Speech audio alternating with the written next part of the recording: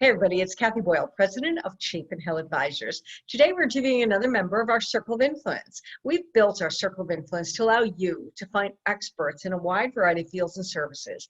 Because when you need an expert, sometimes you're in crisis, sometimes you're just in a hurry, and you reach out to a friend, get a recommendation, everybody sounds great on paper. But if that expert is not the right person for you, or they make a mistake, it's very expensive in terms of time and money. I don't know anyone who has either to waste, so let's get it right from the get-go with our members.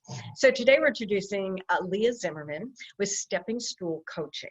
So Leah, let's talk first about your background. You're a New Yorker, so you grew up in New York and went to Barnard. So tell us what happened when you first got out of school. I went into education. I knew I didn't want to be a teacher who stood up in front of the room and bored everybody, so I went into museum education. I thought it'd be different, but then I learned a different kind of classroom, so I taught for a while. And then I left teaching to do theater, and I was doing theater, and how I paid for theater was in my Jewish education background, so that led me to directing Jewish education programs, and that's what I was doing up until 3 years ago when I switched to coaching. And so what appeals to you about coaching, and how do you meld your talents and skills from your background into your current career?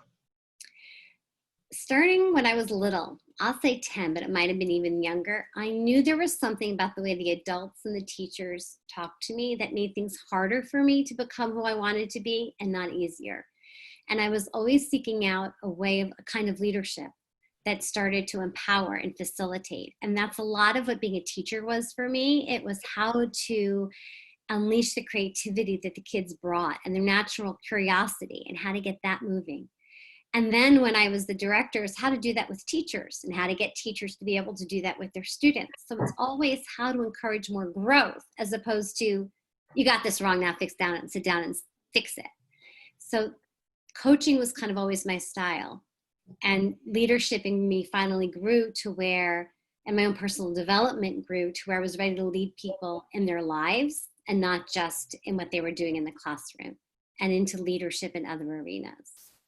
So let's talk about coaching specifically. So you are what we call a life coach, and a life coach sometimes is like a little too touchy-feely for some people, but you work a lot with families and family businesses. So where does this come in, the story that we've been told, and how do you help people?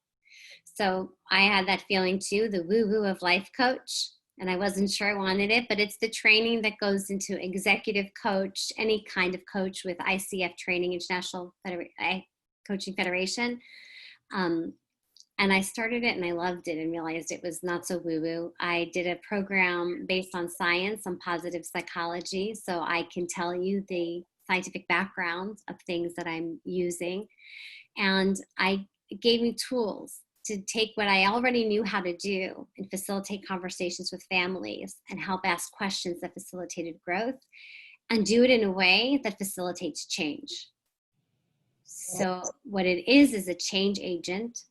When you know, and I had this feeling, I remember one time in school, I didn't get the grades I wanted, but I knew I could do better, but I didn't know how, but I didn't know how to say that. And that happens. I know I could do better in life, but I don't know how. So I keep trying to make myself feel better about the way my life is going, but it's not the life I know I want, but I can't figure out how to change it, but I know there's something I could be doing better. And there is. And that's what coaching and life coaching allows you to do. It helps you grow into that and close the gap between who you know you can be, that you're almost afraid to dare think it, and who you feel like you are. That helps it. And with families, it is facilitating change to whatever the story is. My parents never listened to me. They don't take me seriously. Well, what would if you were a person who they listened to and they took seriously? And now let's create that, because you can be. And if it's the parents, and my kids never appreciate anything I do. They don't understand all the work I've put into this. And what would it be if they appreciated? And let's make that happen, because you can make that happen and you can change that story and live it in a different way. I love it. So let's talk specifically about how it works in, say, a family business where the second gen is coming in and the patriarch or matriarch has run this company for 40, 50 years and they're resisting the change. I have a client who slowly approached this subject. First, I started working with the team, then on his leadership, and then it got to be where he's so frustrated that he's either about to leave or something's going to have to change. And it's really hard because his parents, he's already tried certain succession planning things that have stalled. So what we're doing is working on his leadership. We've backed up the conversation. He's listening to his parents more, showing more appreciation, giving them what they need to help move through this difficult place instead of being frustrated that they're not capable of doing it. He's switching and becoming the leader instead of waiting for them to make the move so that he can lead them towards feelings of security and safety and purpose beyond the way they conceive it now in their current role. And this, I think, especially because of the damage of failed attempts and the pandemic slowed things down, they're getting to do it. It's going to take a little time in this particular story, but that's the kind of thing that people don't imagine is possible, but it really is. Got it. So your expertise is really well worth it in a family business where they're looking at potentially a generational transfer, or there's some conflict between siblings or cousins, and you come in and empower each person to change their own story and approach it in a better way. Each one really needs to be heard. So the first thing I do is listen to each one, let them hear their story. And when they feel really heard, find what's meaningful, because at the top is a lot of reactions. Right. Underneath is what really matters. And when we can start to talk about what really matters, and they can see and hear each other listening to what they say and see how it actually moves and builds connection, then they can start to move in the same place together. So I call it the 5C process.